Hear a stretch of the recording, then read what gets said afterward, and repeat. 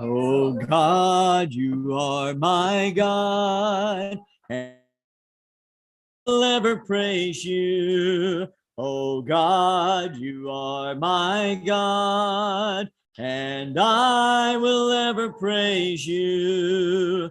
I will seek you in the morning, and I will learn to walk in your ways. And step by step, you'll lead me, and I will follow you all of my days. Oh God, you are my God, and I will ever praise you. Oh God, you are my God, and I will ever praise you. You in the morning, and I will learn to walk in your ways. And step by step, you'll lead me, and I will follow you all of my days. And I will follow you all of my days. And I will follow you all of my days. And step by step, you'll lead me, and I will follow you all of my days. Good evening. Good to see everybody tonight. Glad you are here, and welcome to Garage Bible Study. Never been here before? Thanks for coming. Glad you're back again. Good to see everybody here tonight. And we want to thank those that are watching us by the way of YouTube and by Facebook. So if you're watching on one of those social medias right now, share this with other people around and give them opportunity to join in with us too. We'll tell you hi. And if you want to leave us a message on one of these things, tell us where you're watching from. We would appreciate that. And that way you can let us know where you're watching from. I have several people that watch each week from literally around the world. And we're glad that people join in for this time of Bible study together. So we're going to get started tonight. We're going to be into the book of First Thessalonians again. We're kind of easing our way through this book. And so go ahead and be turning to First Thessalonians chapter 2. Just saw Lane Quartermatch log on here. So Lane's doing the college thing tonight. And so tell Lane hi real quick. And so we're going to be in chapter 2 tonight. First Thessalonians chapter 2. And as we get started, Grant, would you lead us in a prayer as we get started tonight? God, thank you for today. Thank you for all of our many blessings. And I say it was good of us this week. Just got our actions. Help us to take nice lesson and apply it to our lives. Amen. So Paul in people at Thessalonica, he starts this thing off by saying, I know some really, really good things about you. I feel good about you. You've done some tremendous, really cool things. Like example, you turned away from some false gods, and that's a really, really good thing. And it's been such a change in your life that these people from not just your area, but people around you are seeing the changes you're making in your life. He specifically calls out Macedonia and Achaia as two places that have noticed what's going on. So we talked a little bit about that, of saying, be careful how you act out in your world, because people are watching you and what you're doing. And I'll go one little step forward, especially we as the Lord's church need to be presenting ourselves in a way that the world around us looks at us and says, I want to be like them. Why? Because if I'm like them, then they are like Christ and his church. I think that's something that's desperately needed among all of us today. Paul talks about his conduct in chapter 2. We got into this a little bit. And he says, in verse 2, he says, even after we had suffered before, we were spitefully treated at Philippi. We were bold in our God to speak to you the gospel of God in much conflict. in and he talks about his own aspect of life. Look, I'm not going to let anything hold me down from speaking and teaching and preaching about Jesus Christ. We made mention in here last week that none of us in this room has ever faced a physical persecution. None of us has when it comes to the gospel of Christ. You've faced more persecution against your school rivalries than you have in the gospel, but not Paul. Remember, we said something about him last week. He went from being a person that was a persecutor to being persecuted. Yes. So he knows both sides of that fence. And now then he is on the side that is being persecuted in his life. And there. He goes on and says in verse 5, he goes, neither time did we use flattering words, as you know, nor a cloak for covetousness. God is our witness.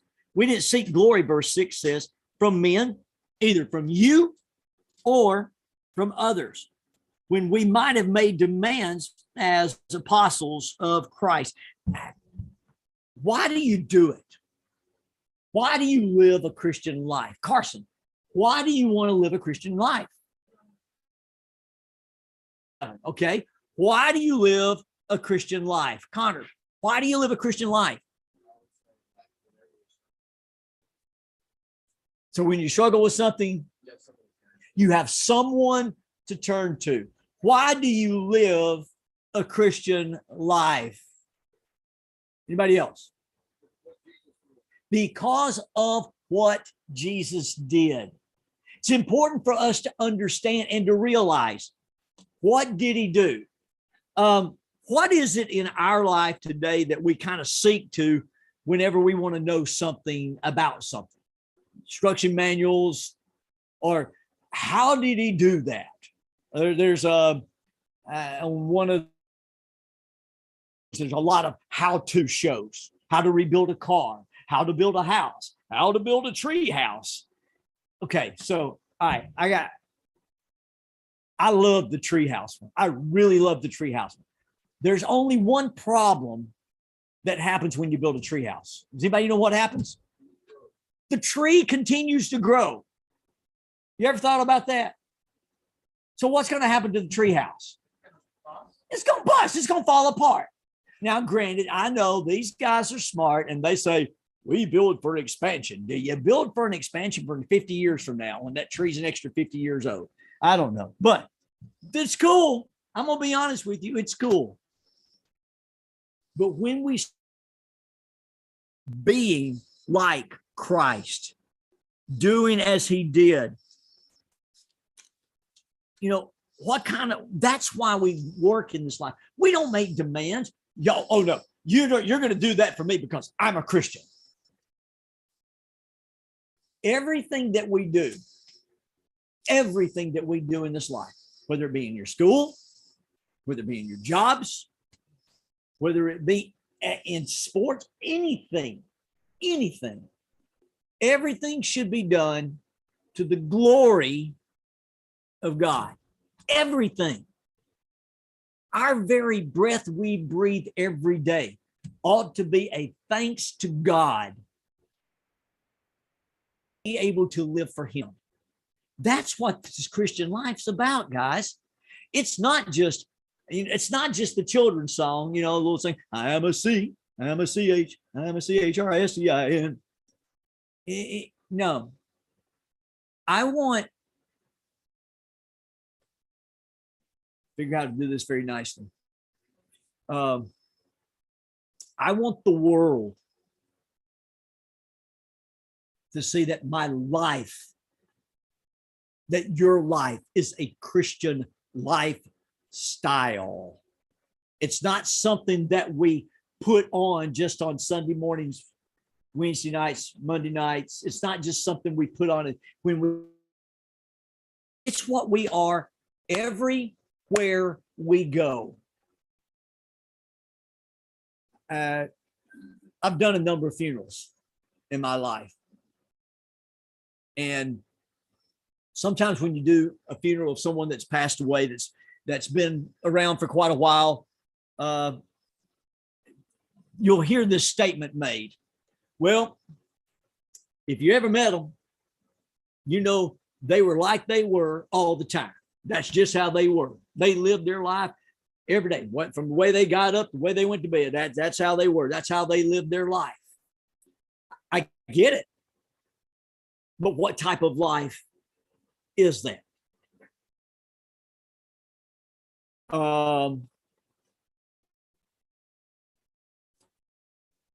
What's the quarterback's name? Kurt Warner. Kurt Warner has a faith base about him.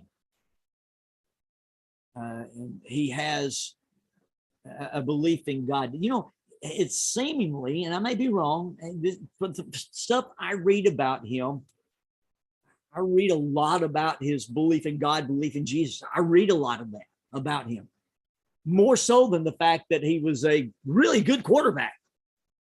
In fact, some of his faith is overshadowing his life as a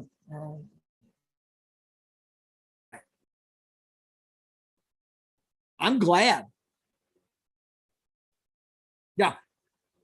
You look at someone like that we know and love, you look at a Willie Franklin, professional football player. But some of you guys probably didn't even know that. You know him more as a speaker, a preacher, song leader.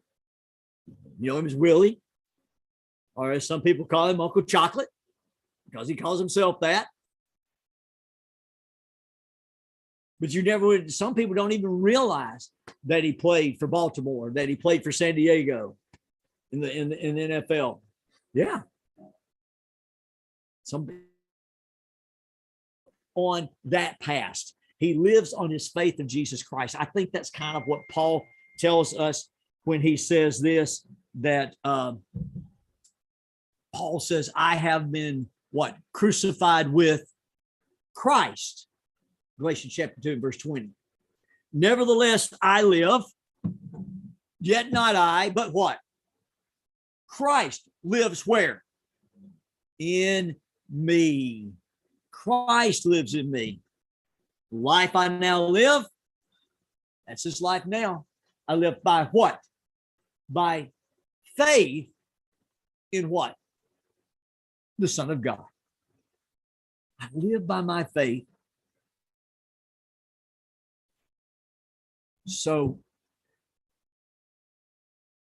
what does our life show? Paul's sitting here going, he says, look, we don't owe anything here. Nothing at any time did we use flattering words, as you know, not as a cloak for covetousness, for God is a witness. In other words, we're not in this for ourselves.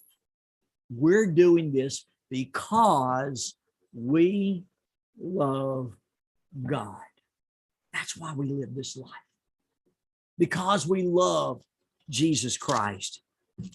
And he says, we didn't do this to seek glory from other men. Look, we live this life to point others to Jesus. We want the world to know Jesus.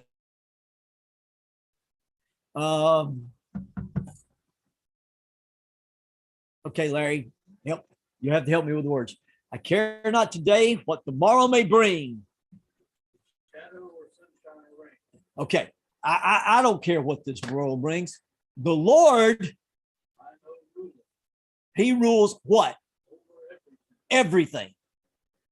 Everything. God takes care of it. Why? Because all of my worry, it's not worth anything. It goes back to that.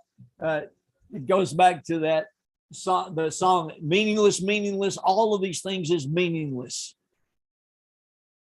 Guys, it's living by faith as in Jesus above. That's where we want to live. This is what Paul's saying right here. Look, we're not doing this to get any fame or glory.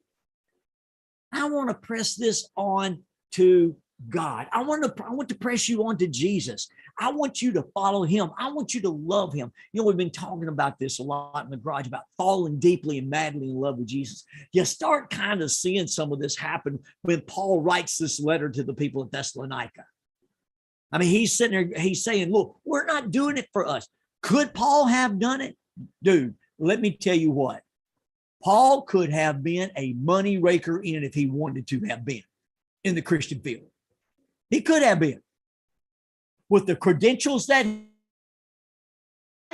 a lawyer. Well, you're right. You're a lawyer. I'm a public speaker. Yeah, you're right. In fact, Paul could have probably sidelined a little bit with the Pharisees and made some money off them a little bit. But you see, it's not what it's about.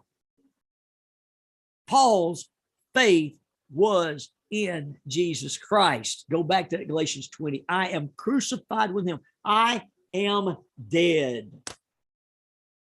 Have you ever been dead? That's a tricky question right now. Have you ever died? Okay. Tell me how you. When you were baptized for your sins, you died. You ever been resurrected? Not in physical sense, but in that spiritual sense. Absolutely 100%. Brought up to a brand new life. Living for Jesus, living for God. How? Every single day. Every day. We didn't seek glory from men. I don't care what other people think. It's about teaching other men about God. Now, we could have made demands as apostles. We could have made some demands. It's not worth it. Then look at verse 7. Among you, just as a nursing mother cherishes her own children, so, verse 8 says, so affectionately longing for you, we were pleased to impart to you not only the gospel of God, but also our own lives, because you had become dear to us. You become close to us. You hear people say, tell me your story. Tell me your story. I love the way that he phrases it here. To you, gentle among you. Folks, I'm gonna tell you right now, there was a day and a time when preaching would be harsh and firm. And I still think, okay, I'll listen carefully. I still think that there is time and place for a sternness in preaching. I do. I firmly believe that. But all preaching, all speaking, all teaching must be done with a gentle, loving spirit. A gentle, loving spirit. Doesn't take away from the point of having to press a point every now and then. Paul says we came to you in a gentle, loving way. Why? So that you could, kind of like a nursing mother. We had a brand new baby. I mean, a brand new baby at Spring Meadows yesterday. Less than a week old. And that mama come walking in and she's holding that baby. And y'all, Mr. Jerry will hold a baby, but it makes my blood pressure go sky high. You know why? Babies can't control themselves. They just kind of flop, you know. And they just lay there. They do nothing except, and yeah, they do that. They cry too. So when they brought that baby in, I thought, oh, praise God that baby's here on this first day. What a great place for it to be. But she had to gently take care of that baby. She didn't fling it around. She made sure that baby was taken care of and cradled. Paul says, we're going to come to you like that. Gently, lovingly, because we care for you. And that's, in fact, that's what he says. That next verse, when he says, so affectionately longing for you. What's something that you have anticipated, maybe anticipated to see something or someone, something, and you had to wait until it was the right time for it to happen? You had to be patient about it a little bit. Jackson, think of something. Can you think of something that you've had to, you were excited about it, that something was going to happen? Maybe, huh? Saving up for a guitar. You wanted a guitar. You knew the one you knew, and you've done that with several other things too. And you knew when you just couldn't go out and buy it like that. But you knew a path that you had to do to get that guitar or anything else. None of y'all except 3 of us in this room would know this. You save up for a diamond ring and you pick just the right time to hand that ring over to the one you want to ask to marry. You pick just the right time. Wait, am I meddling back there, guys? So, but yeah, so when you look at that, when you look at what's taking place, it's just that right moment. This is the way Paul says, I'm coming to you with the gospel of Christ. It's got to be the right moment. It's got to be the right time. And in that right moment and right time, we want to come to you. Oh, he could have went in and ramrodded. Just, here's the gospel, take it or leave it. That wouldn't have worked. That would not have worked. That audience.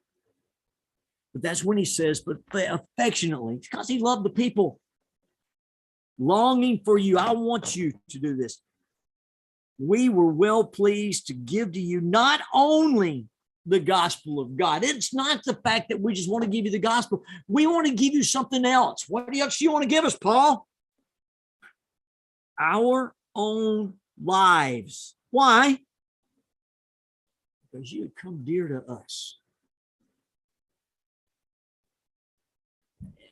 Let's take just a moment here, if we can. I've asked you to do this a couple of times. I want you to put in your head 3 people. 3 people that have not become Christians. 3 people that don't understand the gospel of Christ.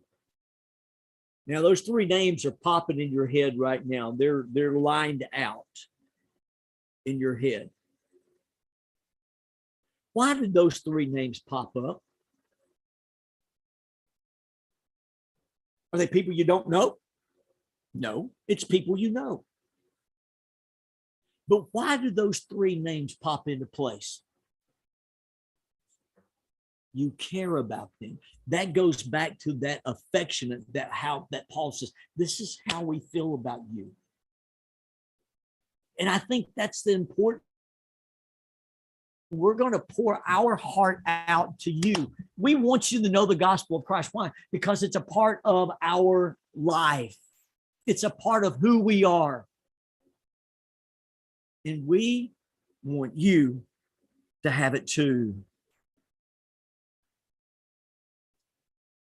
Why? Why do we want them to have it? Will somebody do me a favor? Read verse 9 for me. Nice and loud.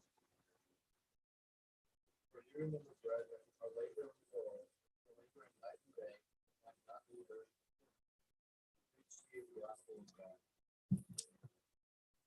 You remember.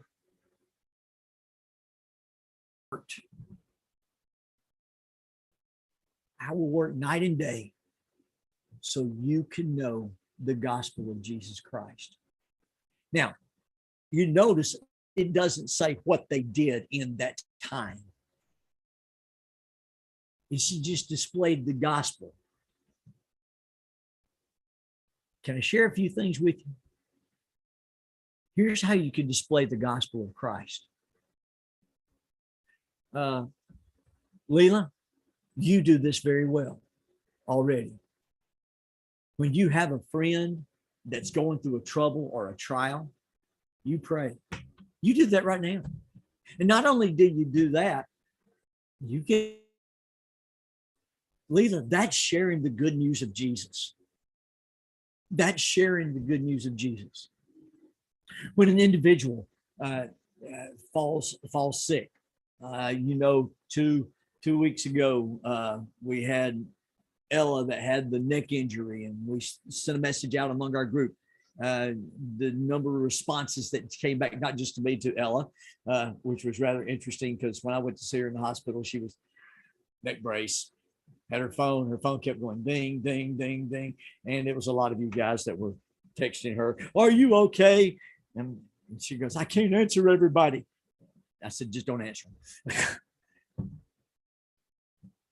That's sharing the gospel of Jesus and sisters. It's to people that don't know Christ. It's to people that don't know him. It's to people that don't know the good news. Why do you pray? Well, we believe in God. We believe in his son. We believe he brings a peace that passes our understanding. We believe that God can guide for prayers to be answered. We see how that happens in our prayers and in our life. You remember our work, our labor and toil, labor night and day, that we might not be a burden to any of you, but we preach to you of God. We preach to you the good news of Jesus Christ. Someone get for me verse 10.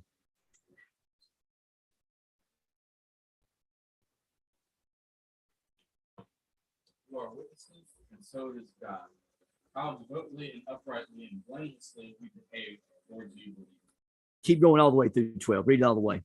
Just as you know how we are exhorting and encouraging, imploring each one of you as a father would his own children, so that you would walk in a manner worthy of the God who calls you to his own kingdom. This is Paul saying, this is how you do it. This is how you do it. All right. We talk about the how-tos. All right. How do? You remember, we're workers. You're a witness. That's got to be watching something. You got to see how something works. And here's the how devotedly, justly behaved ourselves among you who believe. It's how show out. God is watching.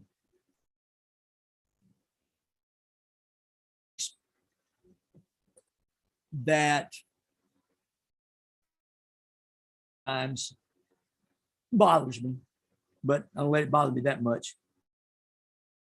Someone says, "I don't want this Jesus stuff. And I especially don't want that church stuff." And I'm going to, well, okay. Why? Well, you know, that church, there's nothing but a bunch of hypocrites. And you know what my answer is? You're right.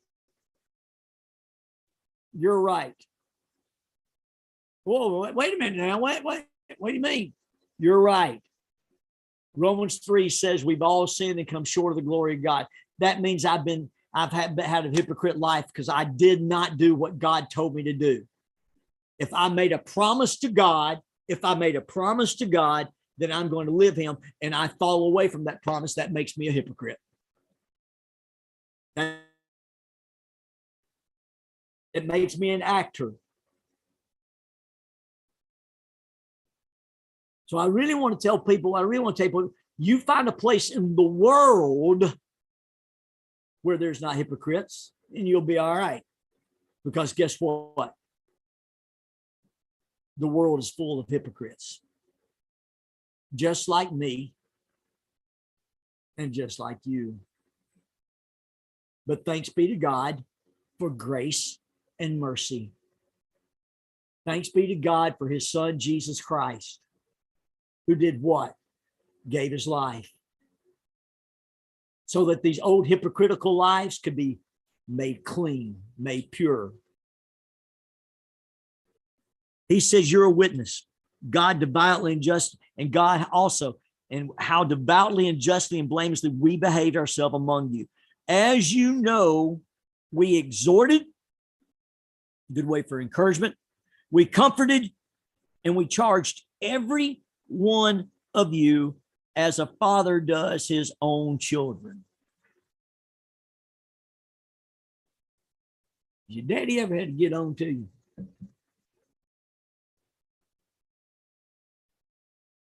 Has your daddy ever had to get on to you, Carson? Just checking. Just checking. Yeah. Let me ask you this. Get on to you more? Or do you think they love you more? Now think about it.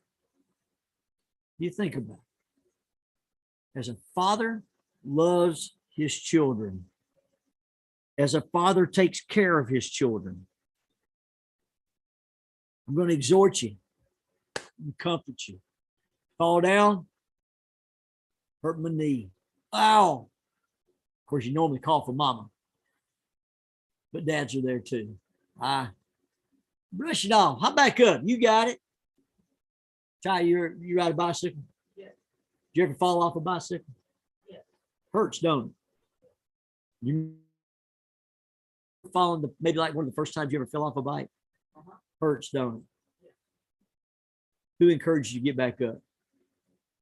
Your dad, or maybe your mom. They didn't say just quit, did they? No. You see, in this world today, people, when something goes wrong with their life with the Lord, just want to walk away. Paul's saying, don't do it. Because God loves you. God cares for you. God gave his son for you. And again, it goes back to that thing, and we do too. Called the church. It's why we're called a family. And it's why we've got to take care of one another, especially when it comes to our spiritual lives and living for him every day. And look out after each other. And you know what? It's okay to look out after each other. It's okay when someone falls down. Maybe they commit a sin that they shouldn't have done. Maybe when they fall down, maybe we need to reach down and pick them up and love them up rather than push them down and beat them down to the ground. Because you know what? All of us have had bicycle wrecks.